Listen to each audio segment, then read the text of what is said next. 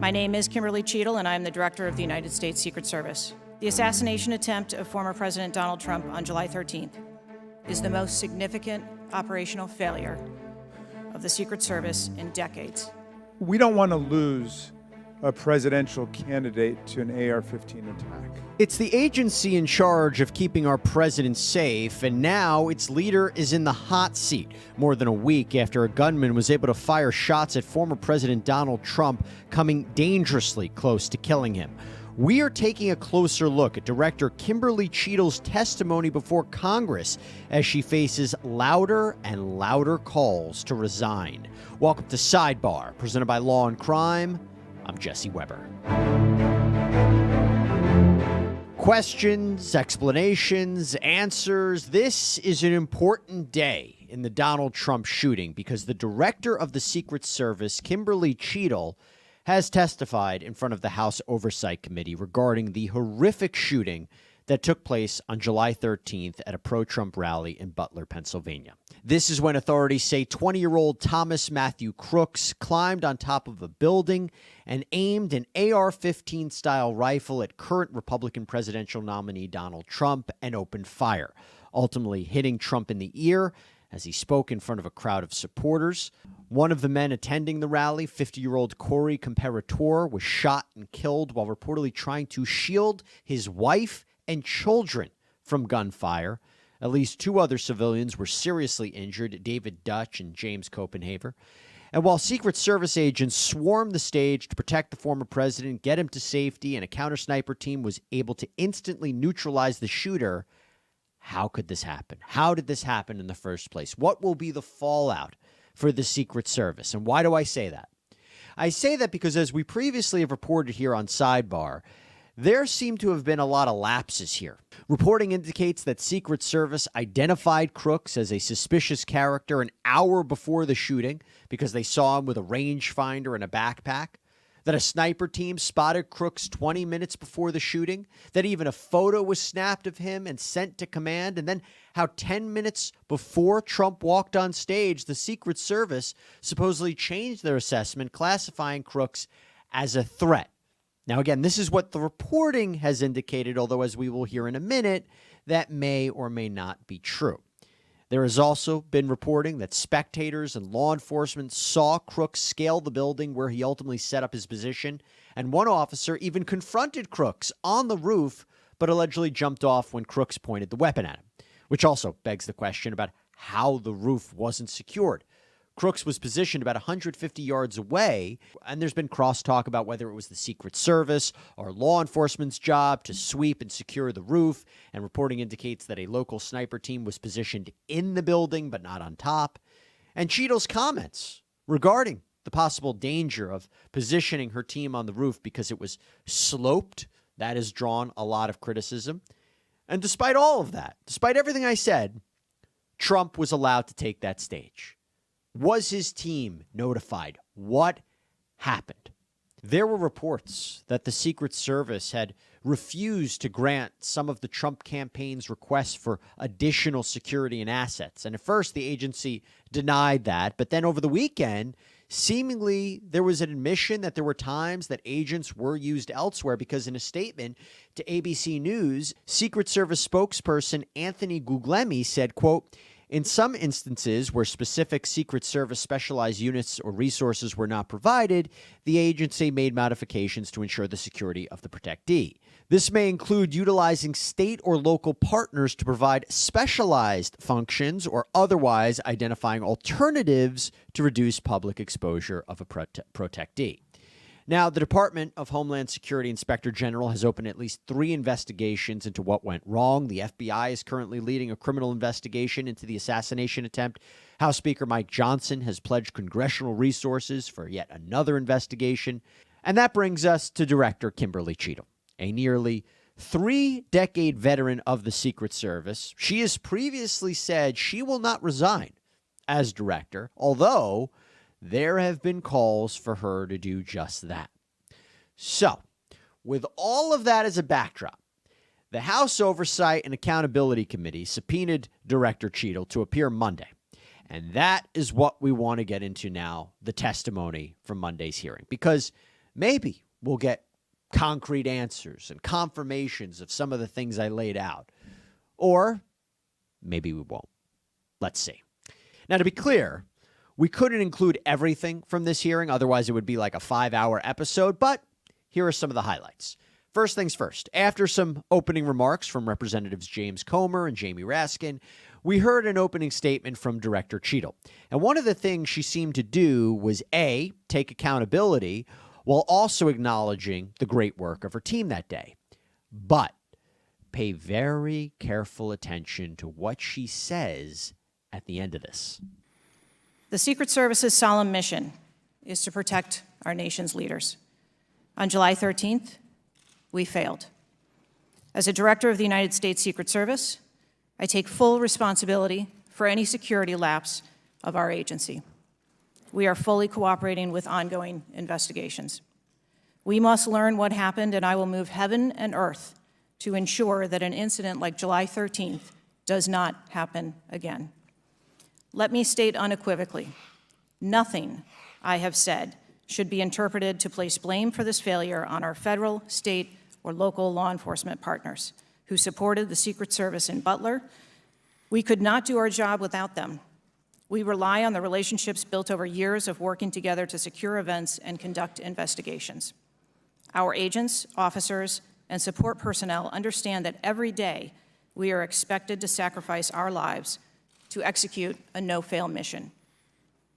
As witnessed on July 13th, our special agents shielded former President Trump with their own bodies on stage while shots were being fired.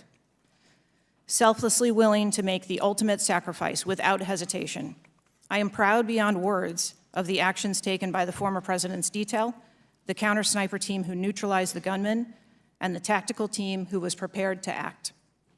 I will be transparent as possible when I speak with you, understanding, though, at times that I may be limited in providing a thorough response in this open setting due to associated risks with sharing highly sensitive protective methodologies. I do not want to inadvertently provide you today with inaccurate information.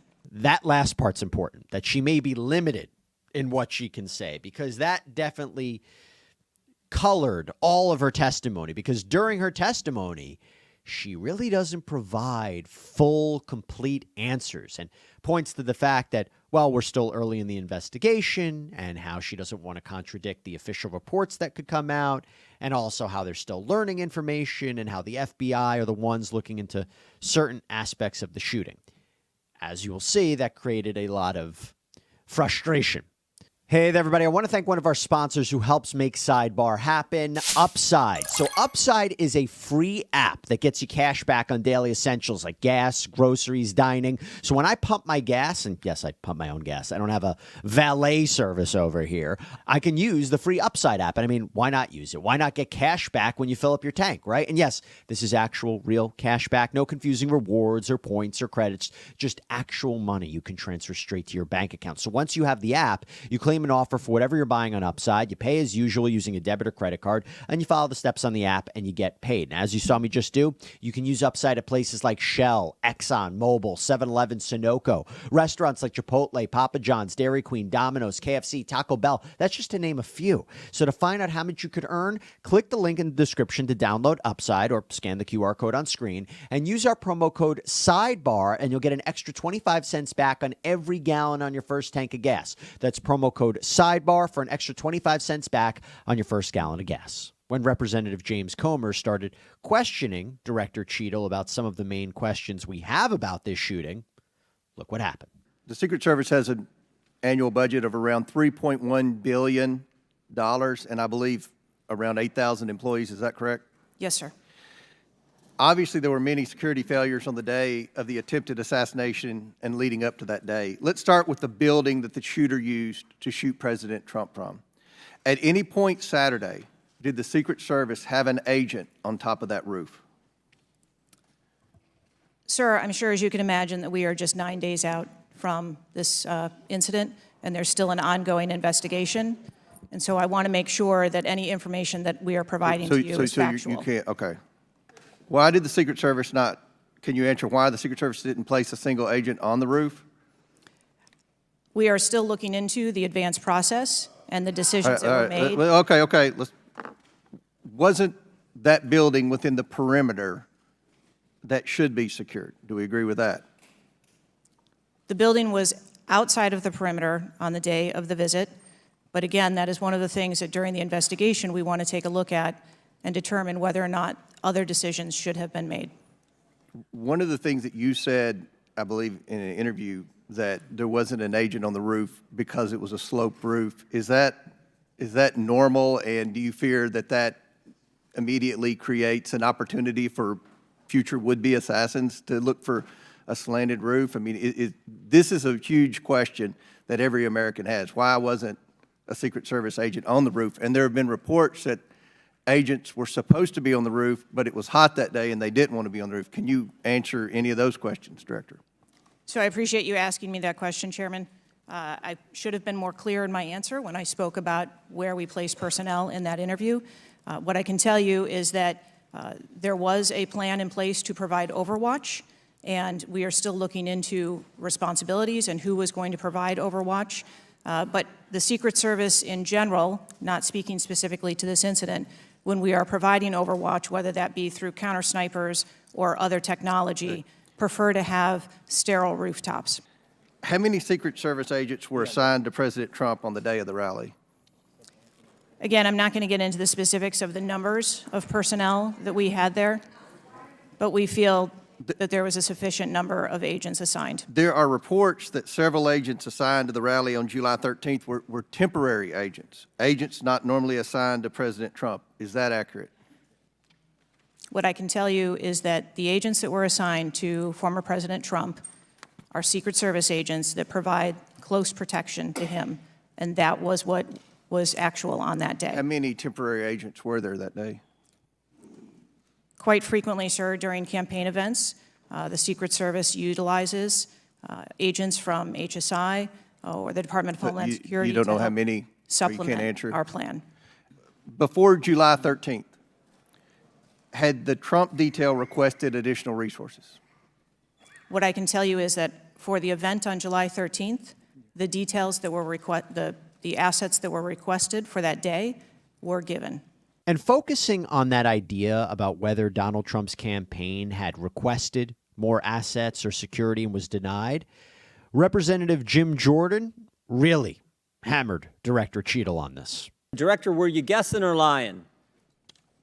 The day after President Trump is shot, Secret Service spokesman Anthony Guglielmi said, quote, "The assertion that a member of the former president's security team requested additional security resources that the U.S. Secret Service or the Department of Homeland Security rebuffed is absolutely false." The next day, Secretary Mayorkas said, "That is an unequivocally false assertion. We had not received any request for additional security measures that were rebuffed."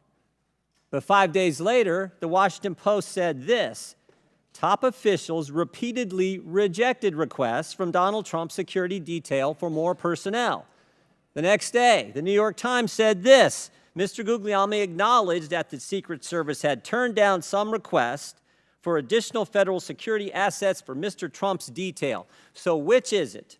Because both statements can't be true. Were you guessing or lying when you said you didn't turn down requests from President Trump's detail?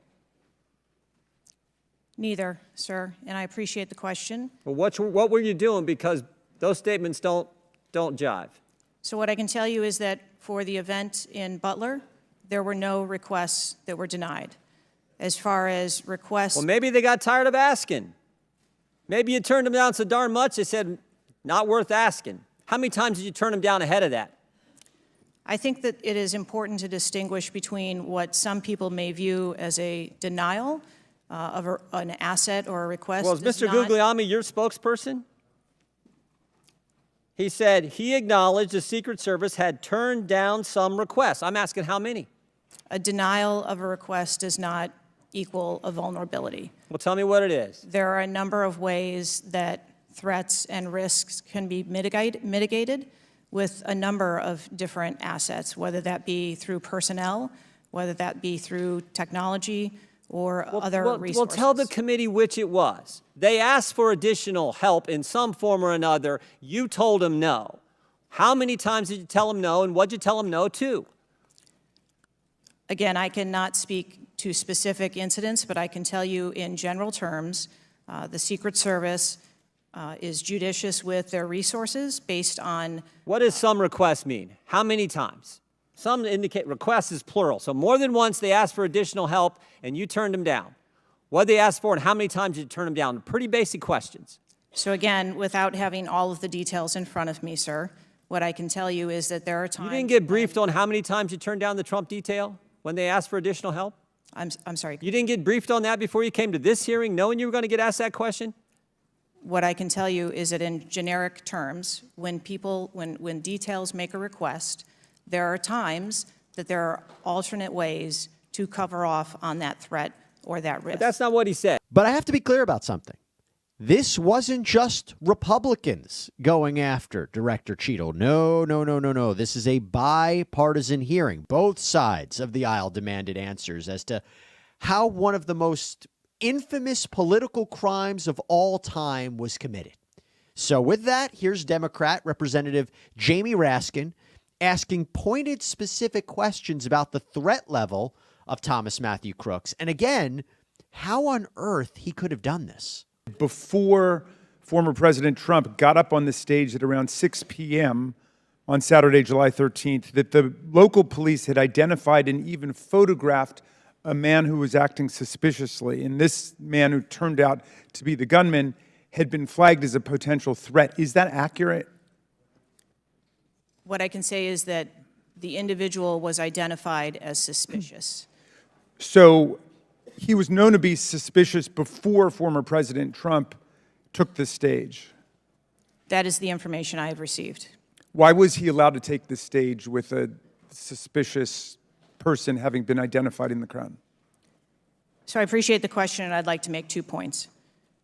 If the detail had been passed information that there was a threat, the detail would never have brought the former president out onto stage. That is what we do, and that is who we are. We are charged with protecting all of our protectees. So you distinguish between someone who is suspicious and someone who's threatening, is that right? I do. There are a number of times at protective events where suspicious people are identified, and those individuals have to be investigated and determined what is it that identifies that person as suspicious. So the Secret Service did not know that the gunman actually had a weapon before President Trump was allowed to get up on the stage? To the best of our knowledge and the facts that we have at this point, that is correct. So can you answer this question, which I think is on the mind of most Americans thinking about this? How can a 20-year-old with his father's AR-15 assault weapon climb onto a roof with a direct 150-yard line of sight to the speaker's podium without the Secret Service or local police stopping him?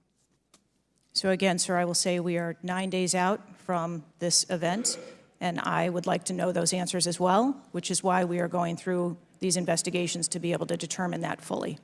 Okay.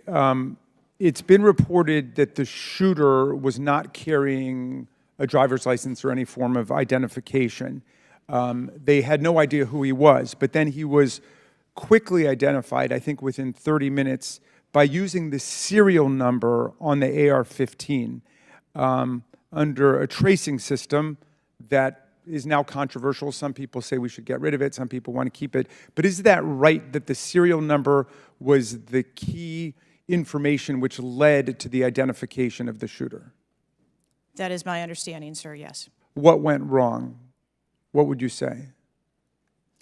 Again, knowing that we're 9 days out, I would say, as I have said from the very outset, I accept responsibility for this tragedy. We are going to look into how this happened, and we are going to take corrective action to ensure that it never happens again. And that brings me to another point. Director Cheadle had insisted during the hearing that she is waiting for a final FBI report and also an internal assessment that itself could take about 60 days before it comes out, all to understand, again, what went wrong and so forth. Well, Representative Alexandria Ocasio-Cortez was not happy with that and also asked a very important question about the perimeter. Again, the idea that the building that Crooks was positioned on top of was outside of that security perimeter. We are currently in the midst of an especially concentrated presidential campaign in the moment. That is also paired with, of course, elections happening across the country that are happening in about 100 days. So the notion of a report coming out in 60 days when the threat environment is so high in the United States, irrespective of party, is not acceptable. And I think it's very important to understand that. This is not theater. This is not about jockeying. This is about the safety of some of the most highly targeted and valued targets internationally and domestically in the United States of America.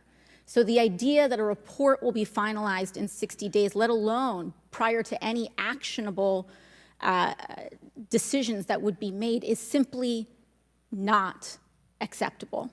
It has been 10 days since an assassination attempt on a former president of the United States, regardless of party. There need to be answers. Again, this party, this committee, this is not a moment of theater. We have to make policy decisions, and we have to make them now. I want to assure you and everyone on this committee that I'm not waiting for a report to take action. We have been conducting analysis all along, and we have been adding additional features to our security details since this incident occurred. You established earlier that the building upon which the shooter operated from was outside of that established perimeter, correct, for the Butler, Pennsylvania event? It was outside of our secure perimeter, yes. Now, that building was, I believe, 500. How far away was that building from the president? It was approximately 200 yards. 200 yards. Now, the individual used an AR-15 in order to act out his assassination attempt.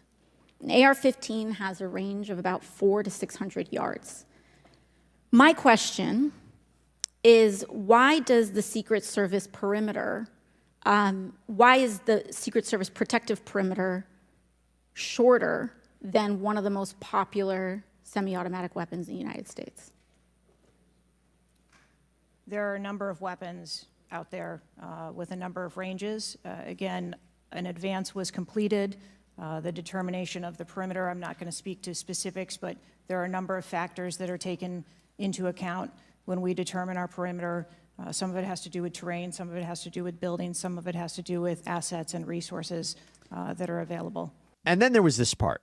So, not surprisingly, politicians, including current and former presidents of the United States, they have threats on their lives. Well, what about the idea that there is a threat on Donald Trump's life from Iran? Because House Intelligence Chair Mike Turner explained how after the killing of an Iranian military official back in 2020, there had been a threat on Donald Trump's life. Well, given what just happened, are the Secret Service protocols adequate? What happens if the shooter at that rally was an Iranian assassin?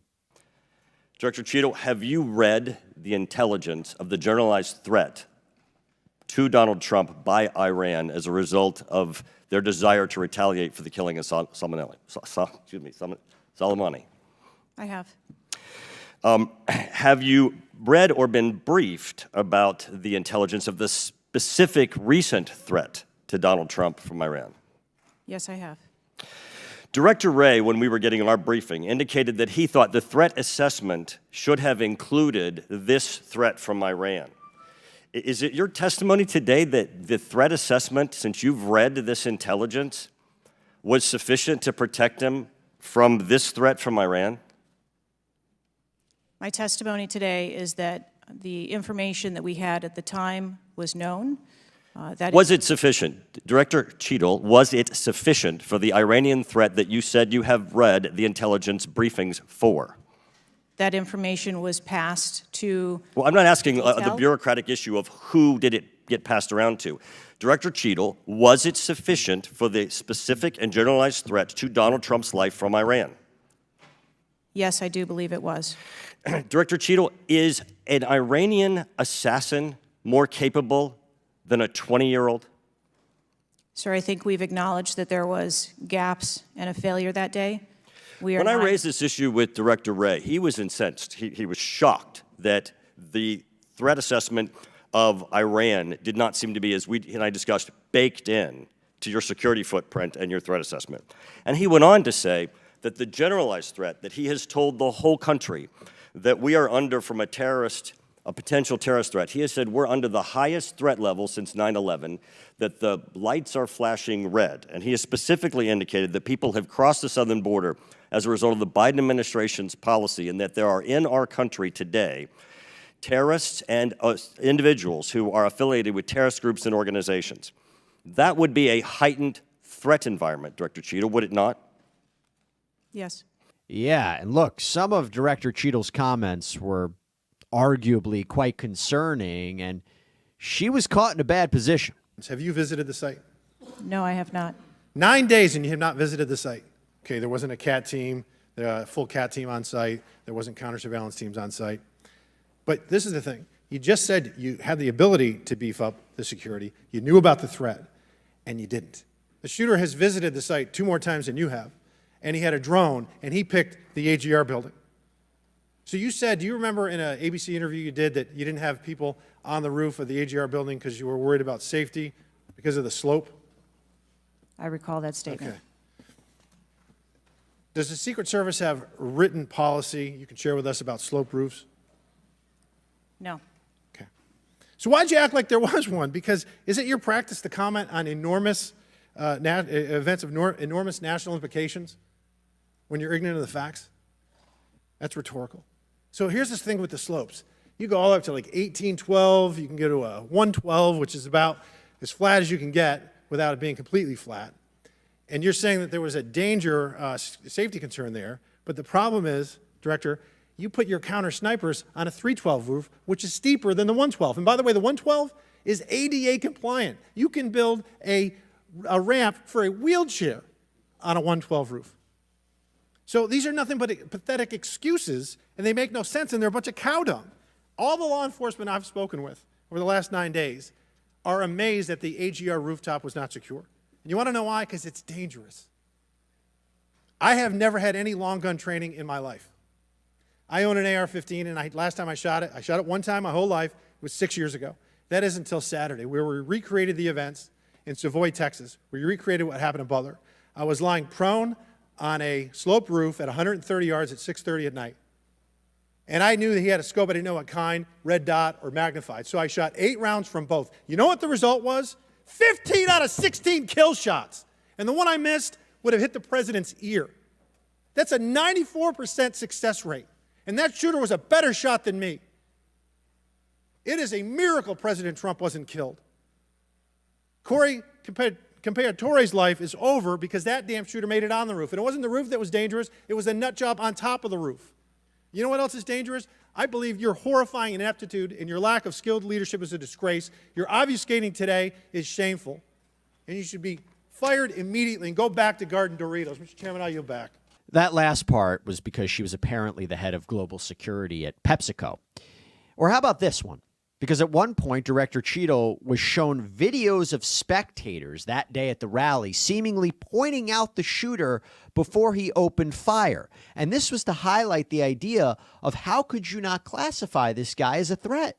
We have criminals, we have drug dealers, we have people that should not be here. Right on the roof. It's much tougher than it You happens. went right on the roof, big guy. Ma'am, that doesn't look like suspicious behavior. That looks like threatening behavior to me. And the rally wasn't paused at that point either, correct? I can tell you, as I stated earlier, sir, that the moment that the shift surrounding the president were aware of an actual threat, That's a threat right there. The guy's on the roof and everybody's yelling at him yes, and directing the officer's attention to him. The rally was not paused at that point, correct? we are currently still combing through communications and when communications were passed. Well, I can point you to this communication. It's 2 minutes before the shots started ringing out. Director Cheadle, yes or no? Was there ever a moment where the Secret Service actually considered pausing the rally? The Secret Service would have paused the rally had they known or been So the told answer is there no. was an actual threat. The answer is no.